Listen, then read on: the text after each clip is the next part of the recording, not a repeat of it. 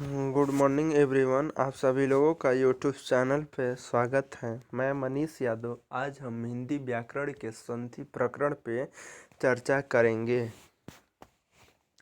इसके पहले आप लोग नीचे डिस्क्रिप्शन में लिंक दिया गया है जो संधि व वर्णमाला के बारे में सामान्य जानकारी दी गई है, जिसके द्वारा आप लोग व्यंजन संधि को समझने में आसानी होगी। आज हम चर्चा करते हैं व्यंजन संधि की। व्यंजन संधि कहते किसे हैं?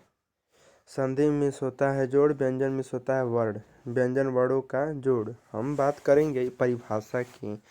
तो परिभाषा की बात करें तो व्यंजन का व्यंजन से अथवा किसी स्वर से मेल होने पर जो परिवर्तन होता है उसे व्यंजन संधि कहते हैं। व्यंजन वर्णों की संख्या होती है 39 तथा स्वरों की संख्या होती है 11। तो व्यंजन और स्वर के मेल से जो व्यंजन, और देखिए गाइस, यहाँ पे व्यंजन का व्यंजन से, यहाँ पे व्यंजन भी हो सकता है 39, 11 या 39 वर्णों में किसी भी इन दोनों में से कोई भी होगा तो व्यंजन के साथ जब मेल होगा तो वहाँ पे आपका व्यंजन संधि होगा। मतलब व्यंजन वर्ण 39, किसी स्वर या व्यंजन, तो स्वरों की संख्या 11 और व्यंजन की संख्या 39 के मेल होने से जो परिवर्तन या विकार होता है उसे हम व्यंजन संधि कहते हैं। तो यहाँ पे आप लोग कन्फ्यूजन मत होइएगा कि 39 में 11 जोड़ेंगे तो 50 होगा। ऐसा सोचना गलत है। ये नहीं सोचना, आपको बस ये सोचना है कि व्यंजन वर्णों की संख्या 39, स्वर के 11 और व्यंजन के 39, मतलब किसी व्यंजन के साथ स्वर या व्यंजन का मेल होता है तो वहाँ पे व्यंजन संधि होता है। यह समझाने के लिए हमने लिखा है। ठीक है, अब हम बात करते हैं इसके उदाहरण में। उदाहरण की बात करें तो शरत धन चंद बराबर सरचंद्र। ठीक है, अब व्यंजन संधि को बनाने के कुछ नियम हैं, वह बहुत ही आसान है।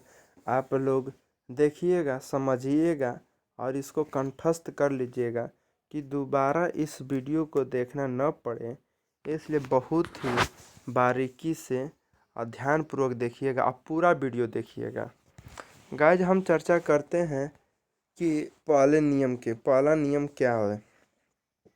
यदि स्पर्श व्यंजनों के प्रथम अक्षर, यदि स्पर्श व्यंजन के प्रथम अक्षर अर्थात क, च, ट, त, प के आगे कोई स्वर अथवा किसी वर्ग का तीसरा चौथा वर्ण अथवा य, र, ल, व आए तो क, च, ट, त, प के स्थान पर उसी वर्ग का तीसरा अक्षर होता है।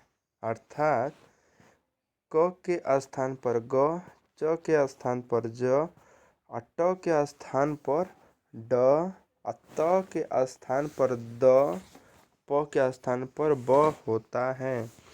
अब हम बात करते हैं, इसमें कुछ महत्वपूर्ण बिंदु हैं जो जानना बहुत ही अति आवश्यक है आप लोगों को। गाइज, आप लोग बहुत ही ध्यानपूर्वक देखिएगा। यहाँ पे स्पर्श व्यंजनों की बात कहा गया है। यहाँ पे स्पर्श व्यंजनों की बात करें तो स्पर्श व्यंजनों की संख्या होती है 25 और उसमें प्रथम अक्षर कहाँ है? तो आप लिखते हो ना, क, ख, ग, घ, अंग, च, छ, ज, झ, ञ, ट, ठ, इस तरह से आप लोग लिखते हैं।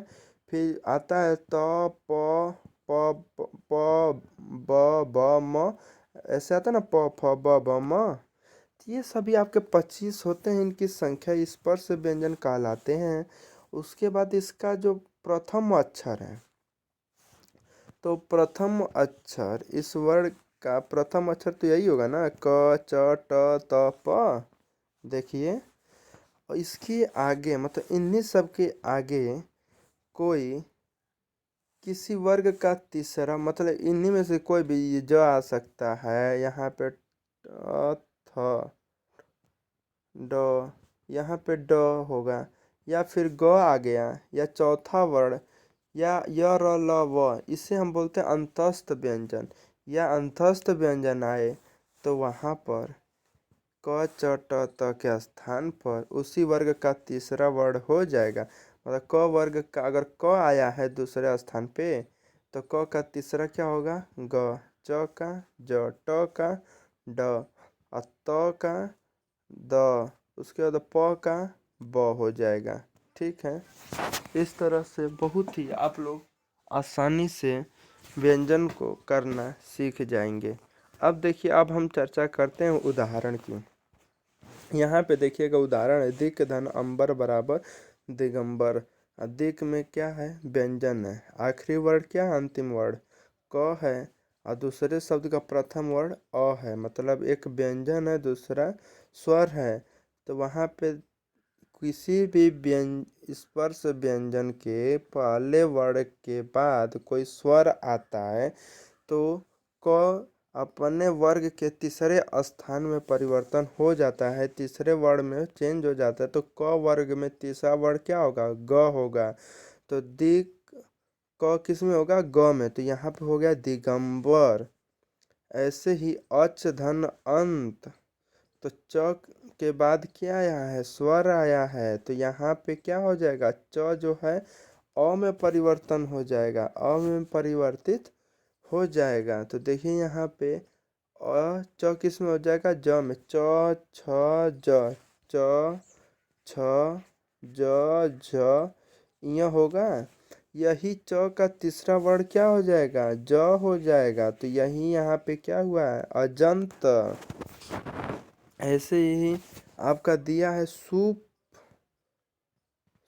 धन संत। तो यहाँ पे देखिएगा जो प है, जो प है यह चेंज हुआ है किस में, व में। देखिए प प फ ब ब म, यहाँ पे देखिएगा जो प है किस में चेंज हुआ, ब में। तो क्या हो गया, सुपधन संत बराबर सुबंत। प किस में चेंज हुआ है, ब में, अपने तीसरे वर्ण में चेंज हो गया है। यह जो है अपने तीसरे वर्ण में चेंज हुआ है, यह भी तीसरे वर्ण में। ऐसे ही आप लोग देखिए सत धन आचार, सत धन आचार, त के बाद व्यंजन स्वर आया है। तो यहाँ पे तो जो है अपने वर्ग के तीसरे वर्ण में परिवर्तन हो जाएगा। तो यहाँ पे तो का क्या हो जाएगा, द हो जाएगा। तो यहाँ पे सदाचार हो जाएगा। ठीक है गाइज, ऐसे ही उत धन घाटन, उत धन घाटन का क्या हो जाएगा, तो जो है आपका द में परिवर्तन हो जाएगा, क्योंकि यहाँ पे यह जो घाटन है घ, वो क वर्ग के तीसरा वर्ण है। जैसे चौथा है क ख ग, क ख ग घ अंग। यह जो है आपसे कहा गया कि तीसरा या चौथा वर्ण, तो इसमें तीसरा है चौथा वर्ण। तो यहाँ पे उत धन घाटन, घाटन में क्या है, घ आया है, तो यह चौथा वर्ण है, इसलिए कि इस तो किस में परिवर्तन होगा, द में हो जाएगा। तो देखिए उत धन घाटन बराबर उद्घाटन। इस तरह से गाइज परिवर्तन होता है, और आप लोग बहुत ही आसानी से इस नियम को फॉलो करते हुए आप लोग कैसा भी आ जाए, आप लोगों को गलती नहीं करनी है। इसलिए इस वीडियो में बहुत ही आसान शब्दों में बहुत ही बारीकी चीज़ें बताया जा रहा है, ताकि आपको दोबारा संधि न पढ़ना पड़े। ठीक है, अब हम बात करते हैं नियम नंबर 2 की। इसका नियम नंबर 2 क्या कहता है, तो नियम नंबर 2 की बात करें तो यहाँ पे दिया है कि यदि स्पर्श व्यंजनों के प्रथम अक्षर अर्थात क च ट त प के आगे कोई अनुनासिक व्यंजन आए तो उसके स्थान पर उसी वर्ग का पांचवा अक्षर हो जाता है। अब बात कर दें कि स्पर्श व्यंजनों का प्रथम स्पर्श व्यंजन सबको पता है, इनकी संख्या 25 होती है। आज जो प्रत्येक वर्ग के प्रथम अक्षर मतलब प्रत्येक वर्ग का 5 वर्ग है, पांचों वर्गों में प्रथम अक्षर क च ट त प के आगे कोई अनुनासिक व्यंजन है जो नाक से बोले जाते हैं, जिनका उच्चारण नाकों द्वारा होता है, उसे हम अनुनासिक कहते हैं। जैसे य गम यंग म न ड़। ठीक है, इस तरह के जो वर्ड हैं 5 वर्ड होते हैं, जब ये आएंगे तो उनके स्थान पर उसी वर्ग का पांचवा अक्षर हो जाता है। जैसे वाक धनमय, जैसे यहाँ पर है वाक धनमय बराबर वांगमय, मतलब क किस में चेंज हो गया, अंग में। क्यों चेंज हुआ, यहाँ पर म आया है, मतलब क के साथ म आया है। अब म देखिए अनुनासिक व्यंजन है, क्योंकि जब आप लोग पढ़ रहे थे जैसे क ख ग घ, उसके बाद अंग, उसके बाद आता है यहाँ पे य, फिर ड़, उसके बाद न, ये म। मतलब ये वाले जितने भी वर्ड है ना इधर के य ड़ न म, ये जो 5 वर्ड हैं, अगर यह आते हैं दूसरे शब्द के प्रथम वर्ड में, तो यह चेंज होगा अपने ही वर्ग में। जो क है यह चेंज होगा अपने ही वर्ग के पांचवें अक्षर में। यही तो नियम आपने पढ़ा ना। चलिए अब हम बात करते हैं, जैसे सट धन मास बराबर षडमास, षडमास पढ़ेंगे। इसलिए देखिए जो ट है म के साथ मेल होगा, मतलब पांचवा अनुनासिक व्यंजन है। अगर यह ट में मेल होता है इसका, तो ट किस में परिवर्तन होगा, अपने ही वर्ग के पांचवें अक्षर में। तो ट ठ ड ढ ड़, तो यह किस में चेंज हुआ, ट। यह ट किस में चेंज होगा, पांचवें वर्ड में ना। तो पांचवा वर्ड क्या है, इसका पांचवा अक्षर ड़ है, तो यहाँ पे देखिए षडमास हो गया। ऐसे ही उत धन मत बराबर उन्मत्त। देखिए यहाँ पे त थ द ध न, यहाँ पे देखिए जो त है वह किस में परिवर्तन हो रहा है, अपने पांचवें अक्षर में। तो पांचवा अक्षर क्या है, न है, तो यह क्या हो जाएगा, उन्मत्त। अप धनमय, तो क्या हो जाएगा, अपमय हो जाएगा। यहाँ पे प है, यहाँ पे जो प है म में परिवर्तन हो जाएगा, इसलिए क्या हो जाएगा, अमय हो जाएगा। ठीक है गाइज, अब हम बात करते हैं नियम नंबर 3 की। व्यंजन संधि बनाने का नियम नंबर 3 है। यहाँ पे देखिए, जब किसी ह्रस्व या दीर्घ स्वर के आगे जब ह्रस्व या दीर्घ स्वर के आगे छ आता है, तो छ के पहले च बढ़ जाता है। मतलब अगर किसी भी ह्रस्व या दीर्घ स्वर के आगे छ आएगा, तो छ किस में चेंज हो जाएगा, आधा च में चेंज हो जाएगा। जैसे परिधन छेद बराबर परिच्छेद, बहुत ही महत्वपूर्ण परिधन छेद बराबर परिच्छेद। यहाँ पे देखिए ई है, ये जो छोटी ई है इसे हम ह्रस्व स्वर कहते हैं। आपको पिछली वीडियो में हमने बताया था ह्रस्व स्वरों की संख्या 4 होती है तथा दीर्घ स्वरों की संख्या 7 होती है। तो 7 और 4 मिलाकर होते हैं 11, तो इसलिए स्वरों की संख्या 11। तो हमें चर्चा करना है कि ह्रस्व या दीर्घ स्वर के बाद कोई भी आगे छ आता है, जैसे बस छ आएगा तो छ के स्थान पर आधा च बढ़ जाता है या आधा च जुड़ जाता है। जैसे परिधन छेद बराबर, देखिए यहाँ पे परिच्छेद हो गया। देखो ई के बाद क्या आया, छ आया, तो ये क्या बन जाएगा, आधा च बन जाएगा। तो यहाँ पे देखिए परिधन छेद बराबर परिच्छेद, पद धन छेद बराबर पदच्छेद, गृह धन छिद्र बराबर गृह छेद। देखिए यहाँ पे ह गृह है तो गृह में ह जब पढ़ेंगे तो आधा ह प्लस अ होगा ना, तो यहाँ पे अ के साथ जब छ जोड़ेंगे तो यह जो क्या है किस में चेंज हो जाएगा, आधा च में चेंज हो जाएगा, तो इसलिए गृह छेद हो गया। फिर अच्छा आधन छादन बराबर आच्छादन, इसमें आ है इसके बाद अच्छा है, तो आ और छ का जब मेल होगा तो आधा च हो जाएगा, तो इसलिए यहाँ पे आच्छादन हो गया है। गाइस हमें उम्मीद है कि आप लोगों को समझ में आ रहा है, इसलिए आप लोग धैर्य बनाए रहिए। कुछ और नियम है जो महत्वपूर्ण नियम है, आज इस वीडियो में थोड़ा सा लंबा होगा, लेकिन आपको दोबारा व्यंजन संधि पढ़ने की ज़रूरत नहीं पड़ेगी। अब हम बात करते हैं नियम नंबर 3 की। जो भी नियम है, अगला नियम है उसको आप लोग देखिए। यदि म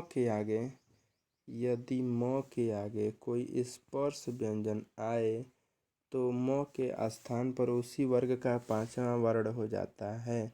अगर म कोई भी म है आखिरी में जो पहला वर्ण है, हमने बताया था कि दो वर्णों के मेल को, मतलब दो शब्द हैं, पहले शब्द का अंतिम वर्ण म होगा, उसके बाद दूसरे शब्द का प्रथम वर्ण कोई स्पर्श व्यंजन होगा, कोई भी स्पर्श व्यंजन होगा। स्पर्श व्यंजनों की संख्या होती है 25, तो 25 वर्णों में से कोई भी आएगा तो म के स्थान पर उसी वर्ग का पांचवा अक्षर होगा। ठीक है, जैसे देखिए यहाँ पे एग्जाम्पल के द्वारा हम समझते हैं। देखिए यहाँ पे दिया है सम धन चय, तो क्या हो जाएगा, सम धन चय बराबर संचय। घम घ से घड़ी है, ध्यान दीजिएगा, घम धन टा, तो देखिए म किस में चेंज हो रहा है, ट में। देखिए ट ठ ड ढ ड़, तो देखिए ट जो है अपने पांचवें अक्षर में परिवर्तन हुआ है, तो घम धन टा बराबर घंटा। उसके बाद सम धन कर बराबर शंकर। देखिए जो म है, जो ये स्पर्श व्यंजन क है, तो क किस में चेंज हुआ है, अपने पांचवें अक्षर में, तो क ख ग घ अंग। आप अंग लिखिए इस तरह, शंकर, चाहे बिंदु ऊपर लगा दीजिए चंद्र बिंदु। ठीक है, अब हम बात करते हैं अगला उदाहरण की। जैसे सम धन तोष बराबर संतोष। सम इसमें म है, तोष में त है, तो त किस में चेंज होगा, अपने पांचवें अक्षर में, तो त थ द ध न। यहाँ पे जो त किस में चेंज हो जाएगा, न में, तो यहाँ पे संतोष। स्वयं धन भू बराबर स्वयंभू। इस तरह से आपके आसानी से हो जाते हैं।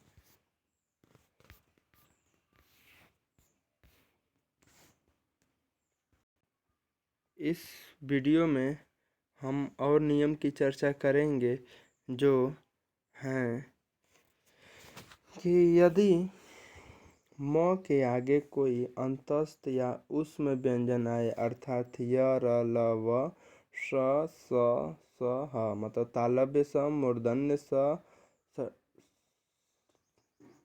दंत स और ह आए, तो म अनुस्वार में बदल जाता है। जैसे सम धन सार बराबर संसार। सम धन योग बराबर संयोग। बहुत ही महत्वपूर्ण है, परीक्षाओं में हमेशा पूछता रहता है, सम धन योग बराबर संयोग।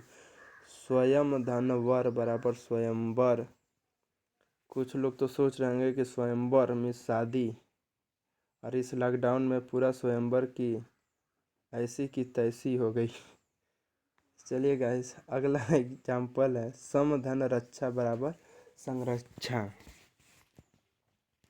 इसी तरह हम और भी नियम पढ़ते हैं। अगला नियम है हमारा कि यदि त और द के आगे ज या झ आए तो ज झ और ज में बदल जाता है। ज झ और ज में बदल जाता है। जैसे देखिएगा, ध्यान से देखिएगा,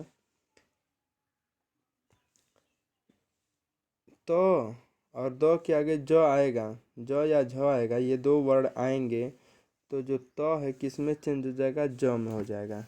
देखिए ध्यान से, उत धन ज्वल, तो त किस में चेंज हो जाएगा, ज में चेंज हो जाएगा। तो देखिए उत धन ज्वल बराबर उज्ज्वल, विपद धन जाल बराबर विपजाल। देखिए द है, द किस में चेंज होगा, ज में हो जाएगा। तो देखिए विपद धन जाल बराबर विपजाल, सत धन जन बराबर सज्जन। अरे वाह, ये भी प्रश्न बहुत ही उदाहरण इम्पोर्टेंट है एकदम।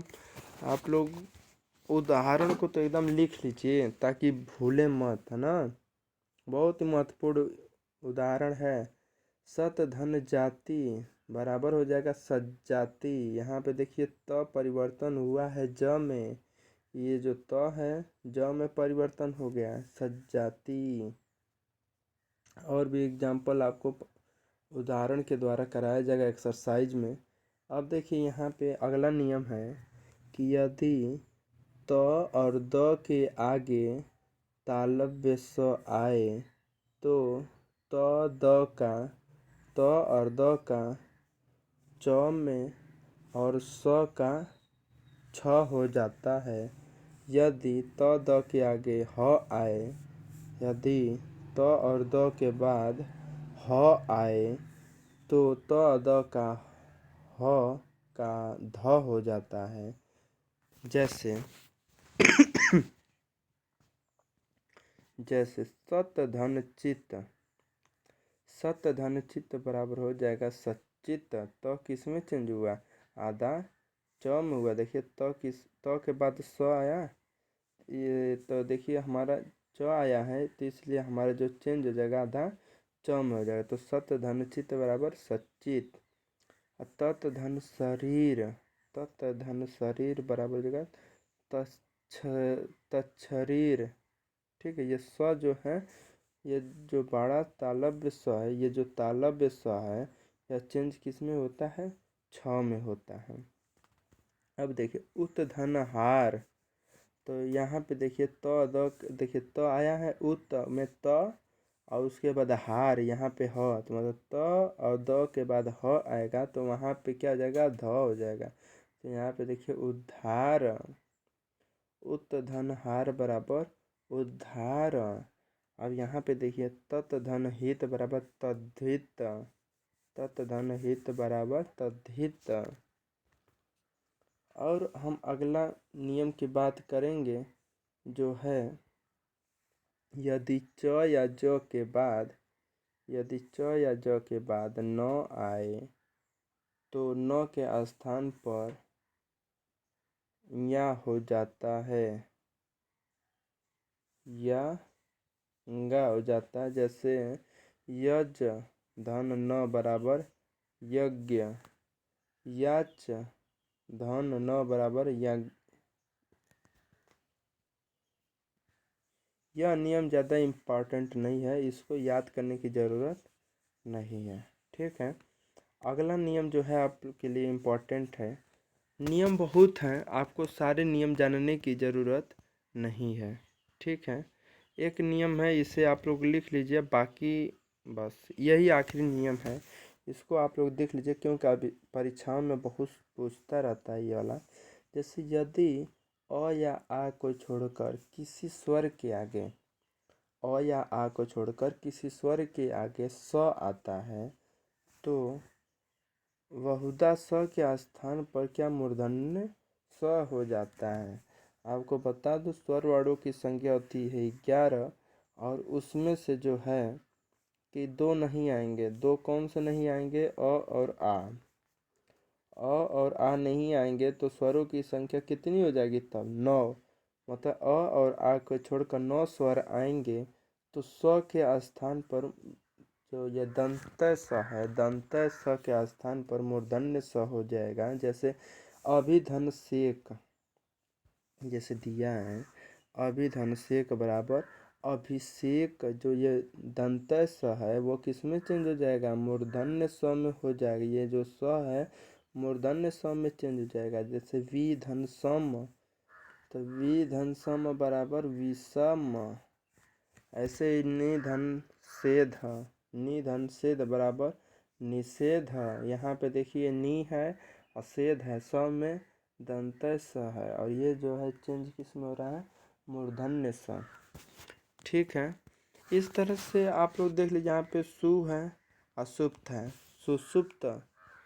ठीक है, ये सभी आपके बहुत ही आसानी के कुछ शब्द थे। थोड़ा सा कठिन था, वीडियो लंबी थी, लेकिन उम्मीद करते हैं कि आपको व्यंजन संधि समझ में आया होगा।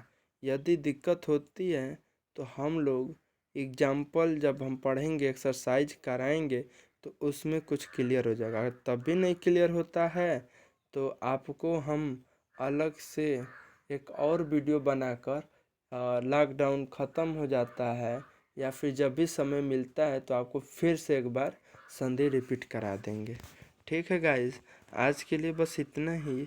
आप लोग कमेंट करके बताइए वीडियो कैसा लगा, और अगले वीडियो में हम चर्चा करेंगे विसर्ग संधि की। ठीक है, थैंक यू।